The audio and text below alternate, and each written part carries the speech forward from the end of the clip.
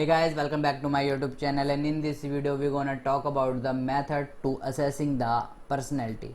We already talk about the subjective method, and in this video we're gonna talk about the objective method. So if you are new on my channel and haven't subscribed my channel till yet, please subscribe it now.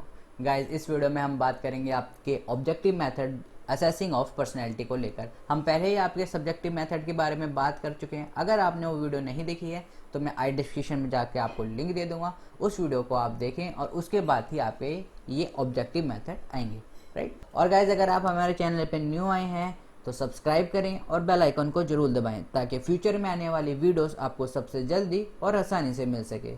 This is cafe in short, let's get started.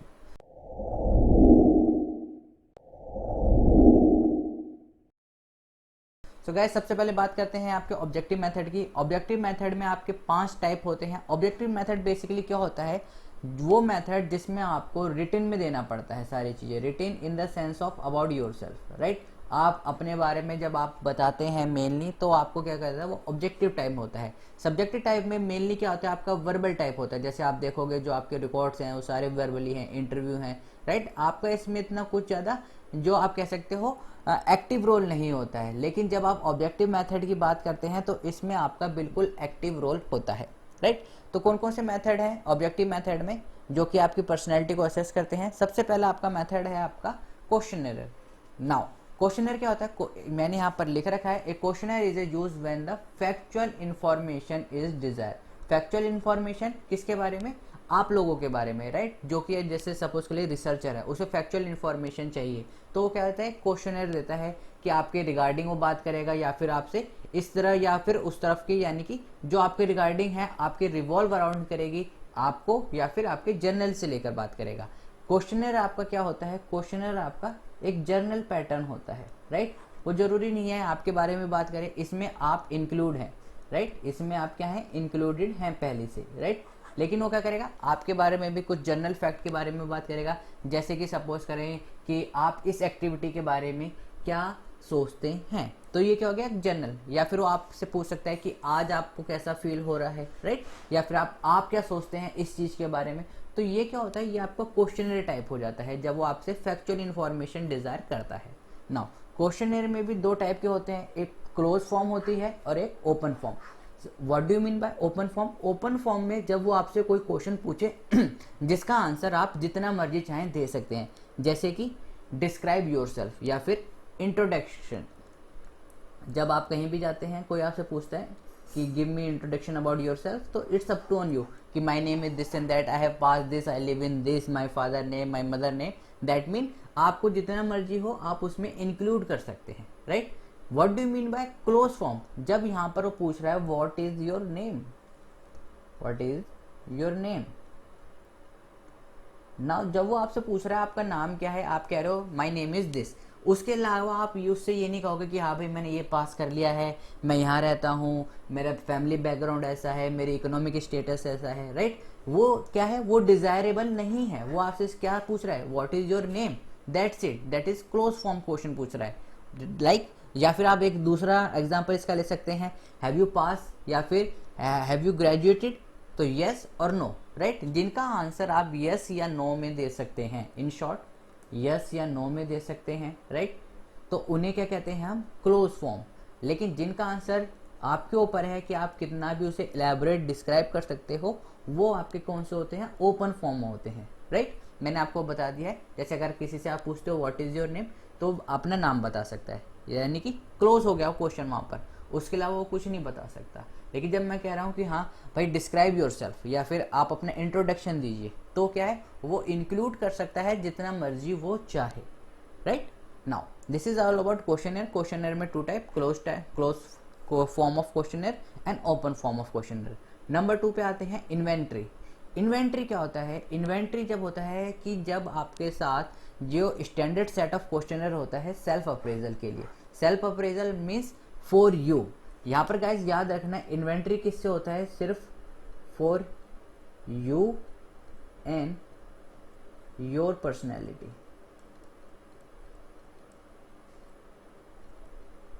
Right. ये कहाँ किससे related होता है, सिर्फ आप और आपकी personality पे फोकस करता है, राइट। अगर मैं बात करूं कि इन्वेंट्री में भी वही चीज़ होती हैं जो आपके क्वेश्चनरी में भी होती हैं, ज़्यादा डिफरेंस नहीं है। लेकिन अगर मैं डिफरेंस की बात करूं तो क्या डिफरेंस है, आइए देखते हैं। दो डिफरेंस इसमें मेन होते हैं क्वेश्चनर और इन्वेंट्री में, कि जब आपका रिसर्चर पूरे जर्नल के बारे में बात करे, राइट, जर्नल के बारे में बात करे तो आपका क्वेश्चनर है, राइट। लेकिन जब वो सिर्फ आपके बारे में बात करे, जब वो सिर्फ आपके बारे में बात करे या फिर आपकी पर्सनैलिटी के ऊपर बात करे, तो वो क्या कहलाता है, वो इन्वेंट्री कहलाता है, राइट। नाउ ये आपका था पहला डिफरेंस। पहला डिफरेंस क्या आता है कि अगर वो आपके बारे में बात करता है तो वो क्या हो जाता है, क्वेश्चनर। सॉरी, जब वो आपके बारे में बात करता है तो इन्वेंट्री, जब वो जर्नल बारे में बात करता है तो वो क्या कहलाता है, क्वेश्चनर। सेकंड टाइप, जो सेकंड इसका डिफरेंस है, वो डिफरेंस क्या है कि जब भी आप इन्वेंट्री में करते हैं तो जो क्वेश्चन होगा ना वो एड्रेस होगा फर्स्ट पर्सन पर। जो क्वेश्चन होगा यहाँ पर, सेकंड डिफरेंस मैं बता रहा हूँ, जो क्वेश्चन होगा वो फर्स्ट पर्सन पर होगा। मैं इसका भी एक एग्जांपल भी दूंगा आपको, राइट। और जब भी हम बात करते हैं क्वेश्चनर की तो किस पे होता है, वो आपका सेकंड पर्सन पर होता है, सेकंड पर्सन पर, राइट। नाउ एक एग्जांपल ले लेते हैं, उससे और अच्छे समझ में आ जाएगा।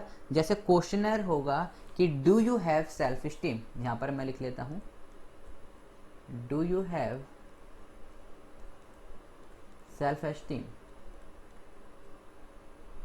राइट, यस और नो, सेम। लेकिन जब ये क्या है, ये आपका क्वेश्चनर है।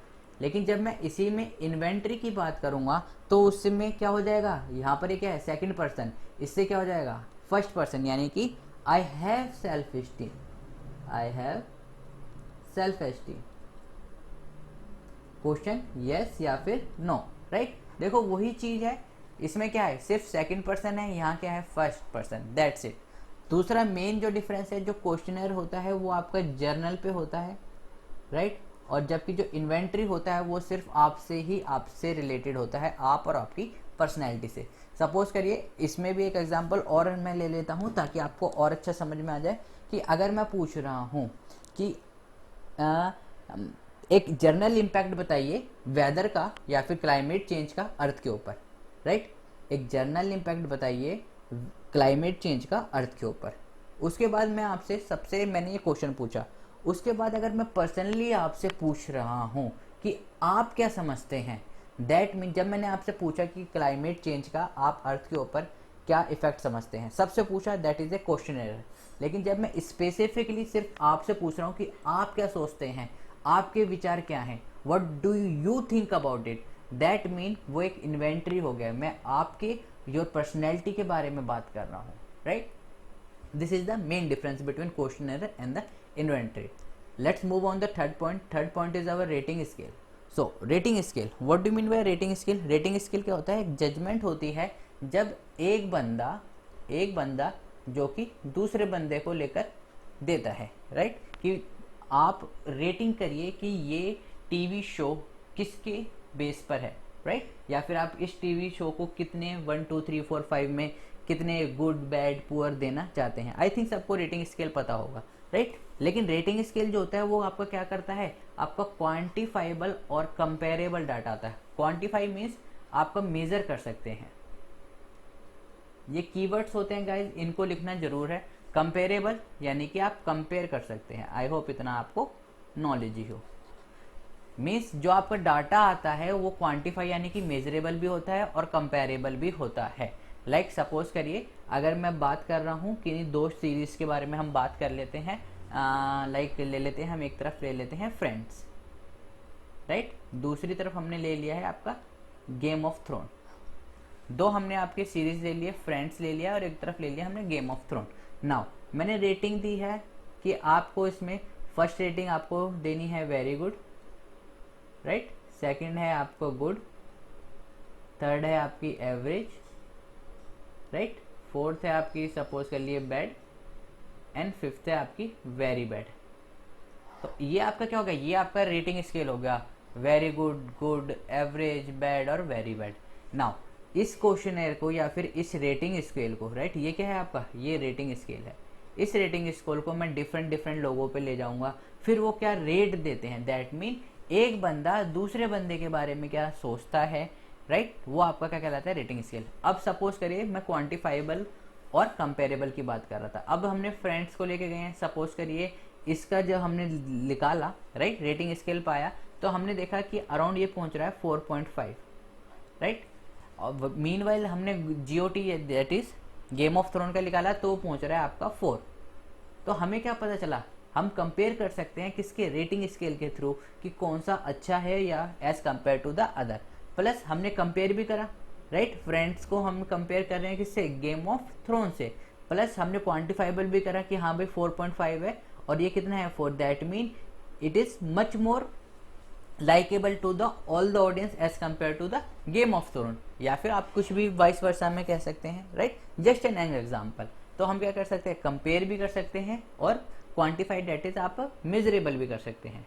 Move on to next point that is your check list, right. Now check list is क्या होता है कि चेक लिस्ट होता है एक selected list of word of phrase of sentence, selected list of words phrases और sentence, right. Now phrases और sentence in the sense क्या होता है कि लाइक सपोज करिए एक इंटरव्यू चल रहा है, राइट। अब देखिए ये एक दूसरे से कैसे कनेक्टेड है। सपोज करिए इंटरव्यू चल रहा है और जो इंटरव्यूअर है उसे 3 पॉइंट देखने हैं, राइट। वो आपकी देखना चाहता है नॉलेज, सेकंड वो देखना चाहता है आपका पैशन, राइट, थर्ड वो देखना चाहता है आपकी क्यूरियोसिटी, राइट। वो नहीं देखना चाहता, सपोज करिए वो आपकी क्रिएटिविटी को नहीं देखना चाहता कि आप कितने क्रिएटिव हो, राइट। लेकिन जब आप गए, आप क्रिएटिविटी दिखा रहे हैं, क्रिएटिविटी क्या है, एक प्लस पॉइंट है, लेकिन उसे क्रिएटिविटी नहीं देखनी है, उसे ये 3 पॉइंट चाहिए। क्यों?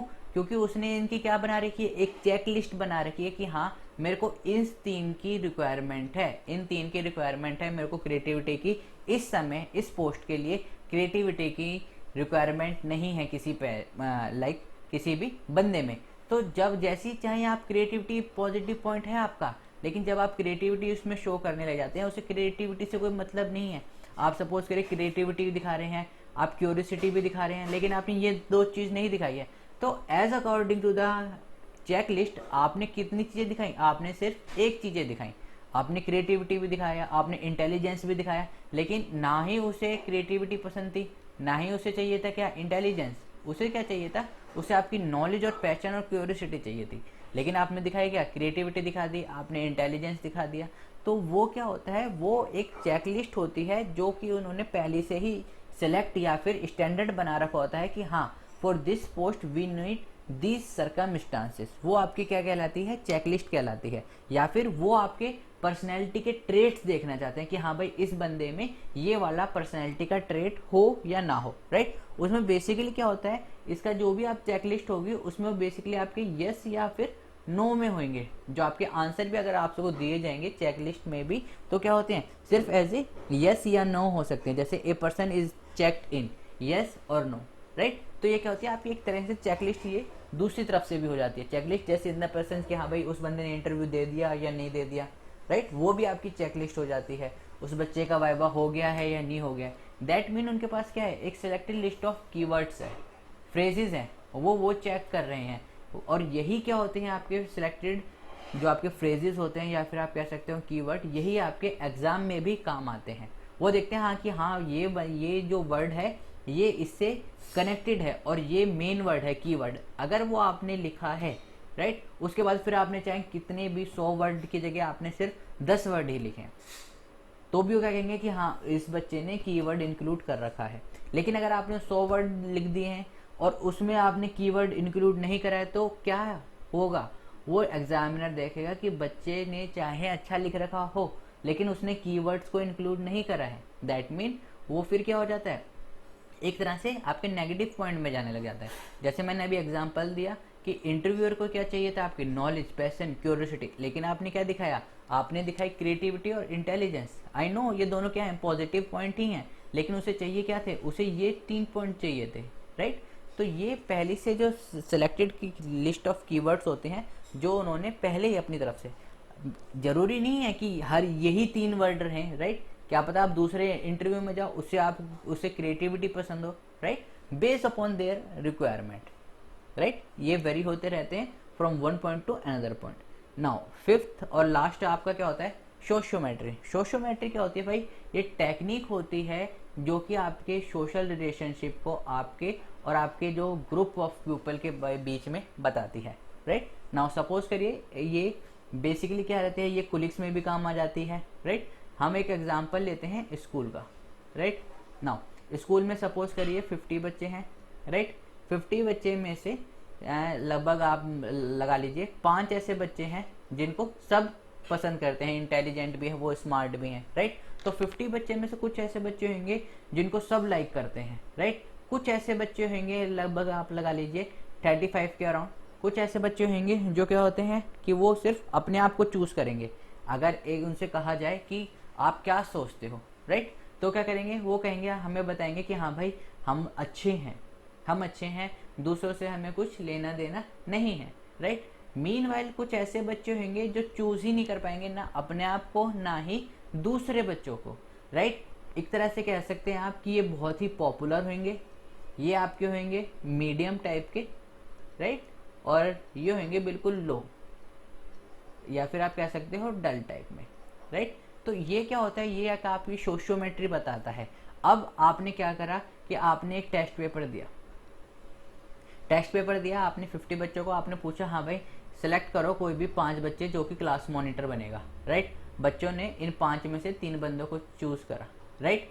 लेकिन अगर देखा जाए तो ये कितने में से चूज कर रहे हैं, ये इस 50 में से चूज कर रहे हैं, इन 5 में से चूज नहीं कर रहे हैं, वो किस में से कर रहे हैं, 50 में से चूज कर रहे हैं। तो ये क्या हो गया, ये आपकी एक सोशियोमेट्री होगी कि आपका ग्रुप के साथ, यानी कि इन 3 बच्चे ये जो चूज करे गए हैं, इन 3 का इस ग्रुप के साथ या फिर होल क्लास से सबसे ज्यादा और सबसे अच्छा रिलेशनशिप है, राइट। अगर मैं इन 3 में भी बात करूं, इन 3 में भी एक बच्चा ऐसा होगा जो बिल्कुल ही सबसे ज्यादा इफेक्टिव होगा इस ग्रुप के लिए, राइट। तो इस तरह से आपका ये सोशियोमेट्री होता है कि एक जो टेक्निक होती है जिससे आपका रिलेशनशिप सोशल लेवल पर आपके पीयर ग्रुप में या फिर दूसरे ग्रुप के साथ हम क्या करते हैं, मेजर करते हैं कि भाई आपका बिहेवियर सोशल ग्रुप में कैसा है, राइट। उसी के बेस पर यहाँ पर अगर मैं एक बात करूं तो यहाँ 3 टर्म दी गई थी सोशियोग्राम में, राइट। नाउ सोशियोग्राम क्या होता है, सोशियोग्राम एक होता है कि जो डाटा हमें, सोशियोग्राम क्या होता है कि ये जो डाटा हमने कलेक्ट करा, ये सारा डाटा, राइट, कि कितने बच्चों को डल हैं, कितने बच्चे मीडियम हैं, कितने बच्चों का किस हिसाब से क्या क्या है, जो हमने इस जो सारा डाटा कलेक्ट करा, ये क्या कहलाता है आपका सोशियोग्राम में, कि भाई हम किससे रिलेटेड कर रहे हैं, कितने डाटा पे हम रिसर्च कर रहे हैं, राइट। जितने डाटा पे हम रिसर्च करते रहते हैं वो आपका क्या कहलाता है, आपका सोशियोग्राम। नाउ सोशियोग्राम में भी आपके जो सबसे ज्यादा चाहने वाले होंगे, जो सबसे फर्स्ट पोजीशन पे माने जाते हैं, उन्हें हम कहते हैं स्टार्स। जो सेकंड पे होते हैं उन्हें हम कहते हैं आपके क्लिक्स, और जो लास्ट में होते हैं उन्हें हम कहते हैं आपके आइसोलेट। आइसोलेट मीन्स जो बच्चे ने बिल्कुल अपने अपने से ही है, राइट, वो अपने आप को भी पसंद नहीं कर रहा है, वो किसी से कुछ शेयर नहीं कर रहा है, वो बच्चे कहलाते हैं आइसोलेट। क्लिक मीन्स जो बच्चे चाहते हैं कि हाँ हम हैं, हम अपने आप को पसंद करते हैं, या फिर एक दो बच्चे को और पसंद कर रहे हैं, राइट, कि हाँ ये ठीक है ये ठीक है। क्लिक्स मेनली क्या होते हैं, जो अपने आप को पसंद करते हैं। स्टार्स क्या होते हैं, जिन्हें आइसोलेट भी पसंद कर रहे हैं, जिन्हें क्लिक भी पसंद कर रहे हैं, राइट। इन द सेंस ये मोस्ट पॉपुलर होते हैं, राइट। पर्सनैलिटी में सबसे ऊपर स्टार्स, फिर क्लिक, फिर आपके आइसोलेट, राइट। तो गाइज ये 5 आपके मेथड थे, राइट, ऑब्जेक्टिव मेथड आपके असेस करने के लिए पर्सनैलिटी में।